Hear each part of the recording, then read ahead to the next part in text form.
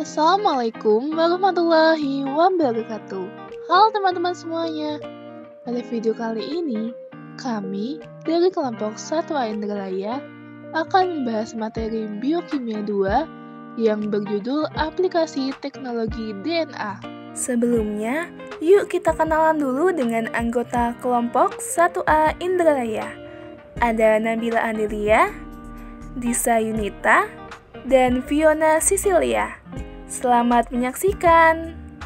Tujuan, mahasiswa mampu menunjukkan sikap tanggung jawab untuk memahami aplikasi teknologi DNA. Materi singkat, kemajuan dalam teknologi DNA rekombinan telah terjadi secara paralel dengan perkembangan proses genetik dan variasi biologis. Perkembangan baru telah menghasilkan produk sejumlah besar protein yang penting secara medis dan menciptakan potensi yang sangat besar untuk industri farmasi. Protein ekstraseluler kemungkinan besar digunakan baik dalam terapi maupun penggantian pengobatan. Beberapa produk DNA rekombinan digunakan dalam terapi manusia. Dengan menggunakan prosedur seperti ini, banyak gen manusia telah dikloning dalam E. coli atau dalam ragi. Ini memungkinkan untuk pertama kalinya memproduksi protein manusia dalam jumlah tak terbatas secara in vitro. Sel yang dikultur, seperti E. coli, ragi, dan sel mamalia yang diubah dengan gen manusia digunakan untuk memproduksi. Aplikasi biokimia di pusat forensik sebagian besar pada kemampuan analisis DNA untuk mengidentifikasi individu dari rambut, jenis darah, dan barang-barang lain yang ditemukan dari tempat kejadian perkara atau TKP. Di media populer, teknik ini disebut sidik jari genetik.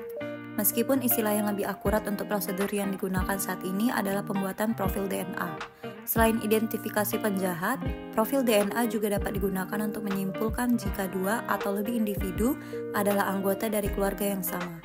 Jenis studi ini disebut analisis kekerabatan dan aplikasi utamanya sehari-hari adalah dalam pengujian paternitas. Tidak mungkin seseorang melakukan kejahatan tanpa meninggalkan jejak DNA-nya. Rambut, bercak darah, dan bahkan sidik jari konvensional mengandung jejak DNA. Cukup untuk dideteksi dengan polimerase chain reaction atau PCR. Prosedur proyek 1. Carilah materi aplikasi teknologi DNA dari berbagai sumber. 2. Baca dan pahami materi tersebut. 3. Tentukan objek yang akan digunakan. 4. Buatlah video mengenai aplikasi teknologi DNA.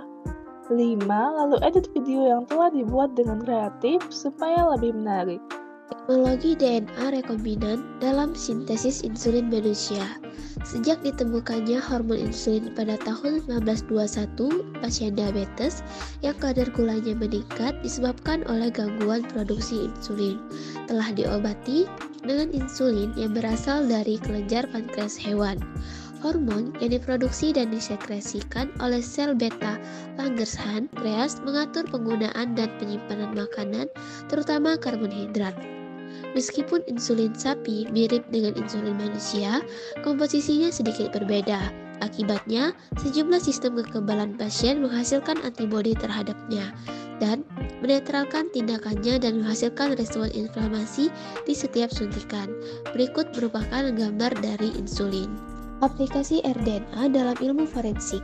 Aplikasi biokimia di pusat forensik sebagian besar pada kemampuan analisis DNA untuk mengidentifikasi individu dari rambut, jenis darah, dan barang-barang lain yang ditemukan dari tempat kejadian perkara atau TKP. Di media populer, teknik ini disebut sidik jari genetik. Meskipun istilah yang lebih akurat untuk prosedur yang digunakan saat ini adalah pembuatan profil DNA. Selain identifikasi penjahat, profil DNA juga dapat digunakan untuk menyimpulkan jika dua atau lebih individu adalah anggota dari keluarga yang sama. Jadi studi ini disebut analisis kekerabatan dan aplikasi utama sehari-hari adalah dalam pengujian paternitas. Berikut merupakan RFLP atau Restriction Fragment Length Polymorphism dari individu 1 dan individu kedua, di mana variasi sekuens nukleotida di suatu wilayah DNA yang menghasilkan perbedaan panjang fragmen sesuai dengan ada tidaknya sisi pengenalan enzim restriksi. Selanjutnya merupakan gambar dari Southern blot, teknik molekuler di mana DNA ditransfer ke membran dari gel agarosa dan probe dihibridisasi. Langkah pertama dalam mempersiapkan Southern blot adalah memotong DNA genom dan dijalankan pada gel agarosa. Langkah selanjutnya adalah mentransfer fragmen DNA beruntai tunggal ke membran nilon. Langkah terakhir adalah mengekspos membran berlabel radioaktif ke selembar film besar. Anda hanya akan memvisualisasikan pita di mana probe dihibridisasi dengan DNA. Dan langkah terakhir merupakan hasil visualisasi pita DNA pada lembaran film. Selanjutnya merupakan aplikasi pada bidang pertanian. Aplikasi bidang pertanian, semua organisme hidup memiliki kemampuan untuk memperbaiki diri melalui cara-cara alami untuk beradaptasi dengan perubahan kondisi lingkungan. Namun, dibutuhkan ratusan tahun sebelum memperbaiki deteksi diperoleh. Manusia kemudian belajar bagaimana memelihara dan membiarkan tanaman untuk mengembangkan tanaman sesuai dengan keinginan dan kebutuhannya sendiri dengan menggunakan berbagai cara termasuk bioteknologi.